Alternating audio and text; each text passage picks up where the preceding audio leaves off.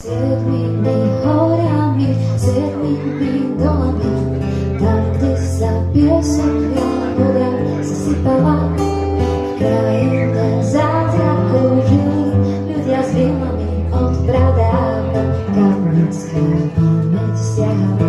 V každej rozprávke starej je múdrosť pletená, každá postava a každý čin k sebe má odkaz čias našich predkov spojených s prírodou.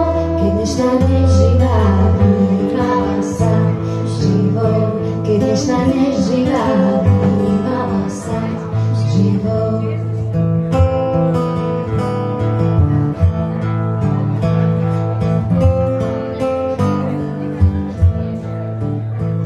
Keď ľudia počuli reč vody a šepkali s vákom, tedy vnímali zmyslom, o ktorom už nevieme.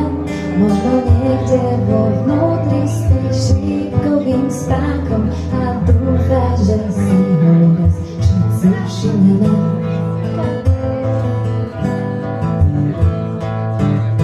V každej rozprávke starej je múdrosť pletená, každá postava a každý čin v sebe má odkaz čias našich predkov spojených s prírodou. Keď dnešná neživá vnímala sa živou, keď dnešná neživá vnímala sa živou.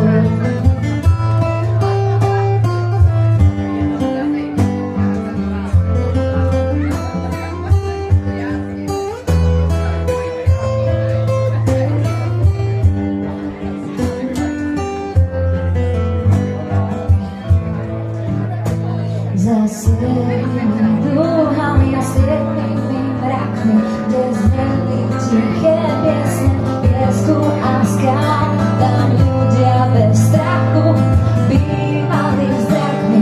Nikto sa vtedy otvoril srdce nebal, nikto sa vtedy otvoril srdce nebal, nikto sa vtedy otvoril srdce nebal.